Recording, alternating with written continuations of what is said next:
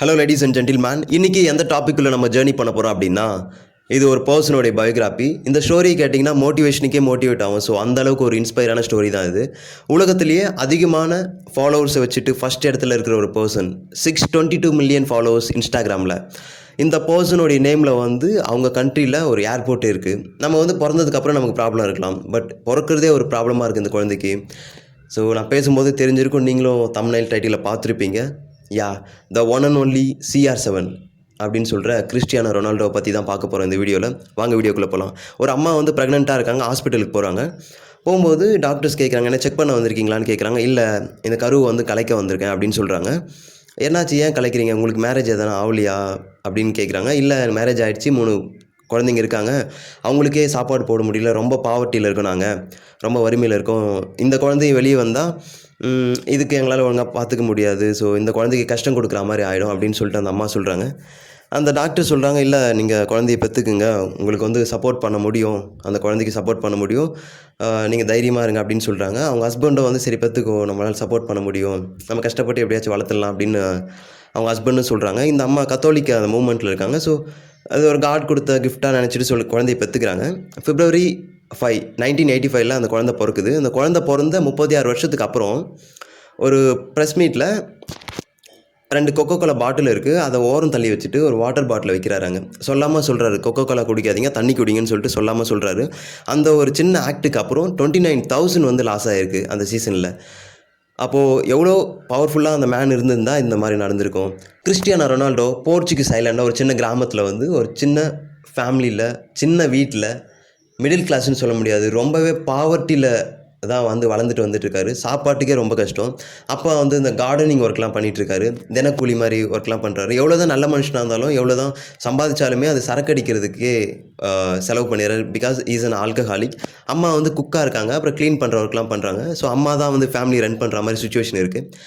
ரொனால்டோக்கு ஒரு சின்ன வயசுலேருந்து ஒரு ஹேபிட் இருக்குது. என்ன ஹேபிட்னா, இந்த வாட்டர் கேன்ஸ் அந்த மூடிலாம் காலையில் ட்ராக் பண்ணிட்டு கோல் போடுற மாதிரி ஹிட் பண்ணுறது, அந்த மாதிரி ஹேபிட் இருக்குது. அப்பாவுக்கு அப்போ ஒரு வேலை கிடைக்குது. என்ன வேலைன்னா, ஃபுட்பால் கிளப்பில் அந்த பாலை எடுத்து போடுறது, பவுண்டரிக்கு தாண்டி போயிட்டால் அந்த பாலை எடுத்து போடுறது, அந்த மாதிரி ஒர்க் பண்ணுறாரு. அப்போது கிறிஸ்டியானோ ரொனால்டோவுக்கு ஒரு வாய்ப்பு கிடைக்குது, ஃபுட்பால் மேட்சை லைவாக பார்க்குற ஒரு வாய்ப்பு கிடைக்குது. அப்போ பார்த்தோன்னே ஃபஸ்ட் இம்ப்ரெஷனில் ஒரு க்ளவ் வந்துடுது ஃபுட்பால் மேலே. அங்கே விளையாடுற பிளேயர்ஸை பார்த்துட்டு, எப்படி விளையாடுறாங்கன்னு பார்த்துட்டு அந்த ஸ்கில்லெல்லாம் கற்றுக்கிட்டு இங்கே லோக்கலில் சின்ன பசங்களோட விளையாடுறாரு. அப்போது நைட்டு 11 மணி 12 மணி வரைக்கும் விளையாடிட்டு வீட்டுக்கு போனால் சாப்பாடு இருக்காது அப்படின்னு இவருக்கு தெரியும். அதனால் மெக்டொனால்ட்ஸ் கிட்டே போவார். அங்கே ஒரு ஆண்டி இவங்களுக்கு பர்கர் கொடுப்பாங்க அப்படின்னு சொல்லியிருக்காரு. ஸோ அதை சாப்பிட்டுட்டு நாங்கள் மறுபடியும் விளையாடிட்டு அப்புறமா தான் வீட்டுக்கு போவோம் அப்படின்னு சொல்லியிருக்காரு. ஸோ அதை கேட்கும்போது எவ்வளோ பேஷனேட்டாக ஃபுட்பாலில் இருக்கார், எவ்வளோ பாவர்ட்டியிலேருந்து வந்திருக்காரு அப்படின்னு தெரியுது. அதுக்கப்புறம் ஸ்கூலில் ஒரு கிளப்பில் ஜாயின் பண்ணுறாரு. கிளப்புன்னு சொல்ல முடியாது, அந்த டீமில் ஜாயின் பண்ணி ஃபுட்பால் விளையாடிட்டு இருக்காரு. அப்போது பசங்களாம் சொல்கிறாங்க, பையன் நல்லா தான் விளையாடுறான், பட் ரொம்ப ஒல்லியாக இருக்கானே, ரொம்ப ஸ்லிம்மாக இருக்கான், ஸ்கின்னியாக இருக்கான் அப்படின்னு கலாய்க்கிறாங்க. ஆனால் அந்த பையன் ரொனால்டோ ஹர்ட் ஆகலை. நம்மளை இப்படி சொல்லிட்டாங்களேன்னு சொல்லிட்டு ஹர்ட் ஆகலை. 9 வயசில் அவர் ஜிம்முக்கு போகிறாரு. ஸ்கூலில் இருக்கிற ஜிம்முக்கு போயிட்டு ஒர்க் அவுட் பண்ண ஸ்டார்ட் பண்ணுறாரு, ஹார்ட் ஒர்க் பண்ணுறாரு. ஒரு நாள் ஸ்கூலுக்கு ஃபுட்பால் எடுத்துகிட்டு போய் கையில் சுற்றிட்டு இருக்காரு. அப்போது டீச்சர் என்ன நீ ஃபுட்பாலை வச்சு விளையாடிட்டு இருக்க, ஃபுட்பாலாக சோறு போட போகுது உனக்கு அப்படின்னு சொல்லிட்டு மோக்கிங்லி டீஸ் பண்ணுறாங்க. அந்த ரொனால்டோ மோக்கிங்லி டீஸ் பண்ணுறாங்க. அப்போது ரொம்ப கோவப்பட்ட ரொனால்டோ அவர் உட்காந்துட்டு இருந்த சேரை தூக்கி டீச்சர் மேலே போட்டுறாரு. அப்போ பிரின்சிபால் கூப்பிட்டு கேட்குறாங்க, என்ன ஆச்சு, என்ன ப்ராப்ளம் உனக்கு, என்ன பண்ண அப்படின்னு கேட்குறாங்க. இல்லை, டீச்சர் தான் என்னை நான் லவ் பண்ணுற ஃபுட்பாலையும் இன்சல்ட் பண்ணாங்க, என்னையும் இன்சல்ட் பண்ணாங்க, ஸோ அதனால தான் நான் அடித்தேன் அப்படின்னு சொல்கிறாங்க. அதன் விளைவாக ரொனால்டோ ஸ்கூலை விட்டு நிறுத்திடுறாங்க. அப்போது அம்மா யோசிக்கிறாங்க, இந்த பையன் ஸ்கூலுக்கு அனுப்பலாமா இல்லை ஃபுட்பால் விளையாட அனுப்பலாமா அப்படின்னு யோசிக்கிறாங்க. சரி, ஃபுட்பாலில் தான் இவனுக்கு இன்ட்ரெஸ்ட் இருக்குது, நம்ம ஃபுட்பால் விளையாடவே அனுப்புவோம் அப்படின்னு சொல்லிட்டு முடிவு பண்ணுறாங்க அம்மா. அதுக்கப்புறம் அம்மா சேர்த்து வச்சுருந்த கொஞ்சம் காசில் பூட் வாங்கி தராங்க, ஃபுட்பால் பூட் வாங்கி தராங்க. அதுக்கு முன்னாடி வரைக்குமே ரொனால்டோ அவங்க அண்ணனுடைய ஷூ போட்டு தான் விளையாடிட்டு இருப்பார். அதுக்கப்புறம் அம்மா பூட் வாங்கி தராங்க, நல்லா விளையாடிட்டு இருக்காரு. விளையாடும்போது அதுக்கப்புறம் பெரிய கிளப்பில் ஜாயின் பண்ணுறதுக்கான வாய்ப்பு கிடைக்குது ரொனால்டோவுக்கு. பெரிய கிளப்பில் சேர்கிறதுக்கான வாய்ப்பு கிடைக்குது. ஒரு வாய்ப்பு கிடச்சதுக்கப்புறம் வெளியே ட்ரைனிங்லாம் போகணும் இல்லையா, ஸோ வெளியே ட்ரைனிங்லாம் போயிட்டு ஸ்டே பண்ணுறாரு. நைட்டில் பேரண்ட்ஸோடைய ஞாபகம் வந்துடுது, அவங்களுடைய ஞாபகம் வந்துடுது, அழுகுறாரு, ரொம்ப சேடாக இருக்கார், மிஸ் பண்ணுறாரு, ரொம்ப பேரண்ட்ஸ் ரொம்ப மிஸ் பண்ணுறாரு. அப்புறம் கோச் இவன் சரிப்பட்டு வர மாட்டான், நீங்கள் வீட்டுக்கு கூப்பிட்டு போயிடுங்கன்னு சொல்லிட்டு பேரண்ட்ஸ் கிட்ட சொல்கிறாங்க. அவங்க அப்பா மோட்டிவேட் பண்ணி அனுப்புகிறாரு. நாங்கள் உனக்காக எப்பயுமே சப்போர்ட் பண்ணுவோம், நீ எதுக்கு ஃபீல் பண்ணுற, நீ போய் நல்லா விளையாடு அப்படின்னு சொல்லிட்டு அவங்க பேரண்ட்ஸ் சொல்கிறாங்க, அப்பா சொல்கிறாங்க. சொன்னதுக்கப்புறம் அந்த ஒரு மோட்டிவேஷன் எடுத்துகிட்டு வந்து பயங்கரமாக விளையாடுறாரு. விளையாடினதுக்கப்புறம் எல்லாருமே வந்து ப்ரைஸ் பண்ணுறாங்க, யார் இந்த பையன் பயங்கரமாக விளையாடுறேன் அப்படின்னு சொல்கிறாங்க. அந்த ஒரு வீடியோ கிளிப்ஸ்லாம் வந்து ரொம்ப வைரல் ஆகுது மீன்ஸ் ஸோ வெளிநாட்டில் இருக்கவங்களாம் வந்து பார்க்குறாங்க. இப்படி போயிட்டுருக்கு. அதுக்கப்புறம் அந்த பையனுக்கு ஒரு ப்ராப்ளம் இருக்குது. ஹார்ட் பீட் வந்து ரொம்ப வேகமாக துடிக்குது மற்ற பசங்களை விட. அப்போ டாக்டர் சொல்கிறாங்க, இந்த நிலமை நீடித்தா பையன் வந்து இறந்துருவான், ஹார்ட் அட்டாக் வந்துடும் அப்படின்னு சொல்கிறாங்க. அதுக்கப்புறம் கையில் இருக்கிற காசெல்லாம் வச்சு கடன் வாங்கி அந்த பையனுக்கு ஒரு சர்ஜரி பண்ணி முடிக்கிறாங்க, ஹார்ட் சர்ஜரி பண்ணி முடிக்கிறாங்க. அதுக்கப்புறம் அந்த பையன் ஃபுட்பால் விளையாடுவானான்னு தெரியாது. ஸோ எல்லாருமே டவுட்டாக தான் இருக்காங்க. பட் அதுக்கப்புறமும் ஹார்ட் சர்ஜரி பண்ணி வீட்டுக்கு வந்த அடுத்த நாளே வந்து கிரவுண்டுக்கு அந்த பையன் போனான். ஸோ அம்மா வந்து பரவாயில்ல போட்டோம், ஸோ அவன் ஆசைப்பட்டதை செய்யட்டும் அப்படின்னு சொல்லிட்டு விட்டுறாங்க. இப்படி விளையாடிட்டு இருக்கான். பயங்கரமாக விளையாடுறான். அதுக்கப்புறம் பெரிய பெரிய மேட்ச்லாம் ஜாயின் பண்ணுறான். பெரிய பெரிய மேட்ச்லாம் சேர்ந்ததுக்கப்புறம் க்ரோத் வந்து எங்கேயோ போகுது, வேறு லெவலுக்கு போகுது. அதுக்கப்புறம் அலெக்ஸ்ன்றவர் வந்து அவருடைய கோச் வந்து CR7 அப்படின்னு நம்பர் 7 நம்பர் கொடுக்குறாரு. அதுக்கப்புறம் தான் CR7 நேம் வந்தது. 7 நம்பர் கொடுக்குறாரு. எல்லாருமே வந்து மோக்கிங்லி டீஸ் பண்ணுறாங்க, என்ன 7 நம்பர் கொடுக்குறீங்க, இவனே ஒரு பொடியன், இவனுக்கு எதுக்கு அந்த 7 நம்பர், அது எவ்வளோ பெரிய நம்பர் தெரியுமா, எவ்வளோ லக்கியான நம்பர் தெரியுமா அப்படின்னு சொல்லிட்டு எல்லாருமே கலாய்க்கிறாங்க. ரெஃப்யூஸ் பண்ணுறாங்க, அவனுக்கு கொடுக்காதீங்கன்னு சொல்லிட்டு ரெஃப்யூஸ் பண்ணுறாங்க. அதுக்கு அலெக்ஸ் சொன்னார், அவனுடைய ஆட்டம் வந்து சொல்லும், அந்த நம்பருக்கு, அந்த 7 நம்பருக்கு வந்து தகுதியானவன் ரொனால்டோன்னு சொல்லிட்டு அவனுடைய ஆட்டம் சொல்லும் அப்படின்னு சொல்கிறாங்க.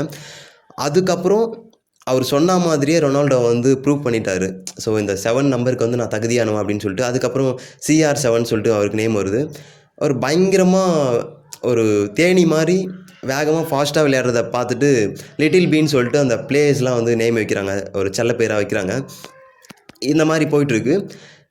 அதுக்கப்புறம் நிறைய பேர் வந்து பல கோடி கொடுத்து ரொனால்டோ வாங்குறதுக்கெலாம் வந்து வில்லிங்காக இருந்தாங்க. இந்த மாதிரி விஷயங்கள்லாம் போயிட்டு இருந்தது. அதுக்கப்புறம் ஒரு மோசமான நிகழ்வு நடக்குது. அது என்னென்னா, ரொனால்டோ அப்பா வந்து ஆல்கஹாலிக் அடிக்ட் ஆகி இறந்து போயிடுறாரு கடைசியாக. ஸோ என்னதான் வந்து நான் சரக்கு அடிக்க மாட்டேன் அப்படின்னு சொன்னாலும் முன்னாடி அவர் சாகிற வரைக்கும் சரக்கு அடிச்சுட்டு தான் இருந்தார். அதன் விளைவாக இறந்து போயிடுறாரு. இது ரொம்பவே பாதிக்குது ரொனால்டோவை. பட் எல்லோரும் நினச்சாங்க, ஃபுட்பால் விளையாட மாட்டான் போல், போயிடுவான் போல் இருக்குது அப்படின்னு நினச்சாங்க. பட் அந்த கேமை வந்து அவர் விளையாடினார். அவர் சொன்ன விஷயம் என்னென்னா, எங்கள் அப்பாவுக்கு ஆசை வந்து நான் பெரிய ஃபுட்பால் பிளேயராக ஆகணுன்றது தான். ஸோ அதனால் எங்கள் அப்பாவுக்காக நான் விளையாடுவேன் அப்படின்னு சொல்கிறாரு. அவங்க அப்பா சரக்கு அடித்து இறந்து போனதுனால, பார்த்ததுனால அவருக்கு ரொம்ப அஃபெக்ட் ஆனதுனால, இனிமே நம்ம எவ்வளோ பெரிய இடத்துக்கு போனாலும் ஆல்கஹாலை வந்து தொடவே கூடாது அப்படின்னு சொல்லிட்டு ஒரு விஷயத்த மனசில் எடுத்துக்கிறாரு. எல்லா பெரிய ஆக்டர்ஸ், ரெஸ்லர்ஸ், பிளேயர்ஸ்லாம் வந்து உடம்புல டேட்டு குத்திக்குவாங்க. பட் ரொனால்டோ வந்து இது வரைக்கும் அந்த டேட்டு போட்டதே கிடையாது. பிகாஸ் வருஷத்துக்கு 2 முறை வந்து பிளட் டொனேட் பண்ணுவார். அப்போது அந்த டேட்டூலேருந்து நமக்கு ஏதாவது டிசீஸ் வந்து அது மற்றவங்களுக்கு ஸ்ப்ரெட் ஆகிடுமோ அப்படின்னு சொல்லிட்டு ஒரு எண்ணத்தில் அது பண்ணல. அதுக்கப்புறம் நிறைய ஹெல்ப் பண்ணிகிட்ருக்காரு மக்களுக்கு. இப்போ ரீசெண்டாக கூட இந்த பாலோன் டிஆர் ட்ராஃபியை வந்து ஏலத்துக்கு விட்டு 50 கோடியை வச்சு மக்களுக்கு ஹெல்ப் பண்ணியிருக்காரு. இந்த பிளாக் பீப்புள், ஒயிட் பீப்புள், இந்த ரேசிசத்துக்கு எதிராக பேசிகிட்டு இருக்காரு. இன்னும் நிறைய ஹெல்ப் பண்ணிகிட்ருக்காரு.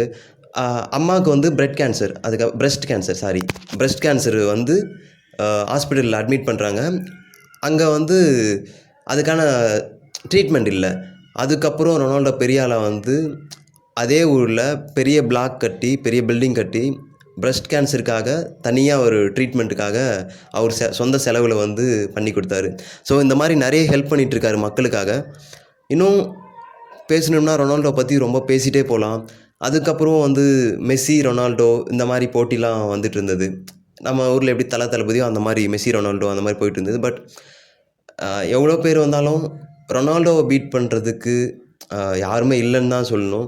பிகாஸ் பயங்கர மோட்டிவேஷனுங்க. ரொம்ப பாவர்ட்டியில் இருந்துட்டு உங்களுக்கு இப்போ உடம்பு நல்லா இருக்குது, ரொம்ப மிடில் கிளாஸில் இருப்பீங்க, கொஞ்சம் வசதியாகவும் இருப்பீங்க, எல்லாமே நல்லா இருக்குது. பட் நீங்கள் எதுவுமே பண்ண மாட்டீங்க. நீங்கள் ரொனால்டோவை யோசிச்சு பாருங்கள், அவரை யோசிச்சு பாருங்கள். கண்டிப்பாக உங்களாலேயும் சாதிக்க முடியும். ஸோ இந்த வீடியோ வந்து உங்களுக்கு இன்ஸ்பிரேஷனாக இருந்திருக்குன்னு நான் நினைக்கிறேன். ரொனால்டோ ஃபேன் யாராவது இருந்தாங்கன்னா அவங்களுக்கு இந்த விஷயத்தை ஷேர் பண்ணுங்கள். யாராவது ஃபுட்பால் மேலே லவ்வாக இருப்பாங்க, ஸோ அவங்களுக்கு இந்த விஷயத்தை ஷேர் பண்ணுங்கள். இந்த ஸ்டோரியிலேருந்து நான் என்ன சொல்ல வரேன்னா, நீங்கள் லவ் பண்ணுற விஷயத்த யார் சொன்னாலுமே வந்து அதை வந்து விட்டுறாதீங்க. நீங்கள் லவ் பண்ணுற விஷயத்த ஃபாலோ பண்ணிகிட்டே இருங்க. கண்டிப்பாக ஒரு நாள் வந்து ஹிட் அடிக்கும். So thank you so much. Next வீடியோவில் சந்திக்கிறேன். பாய்.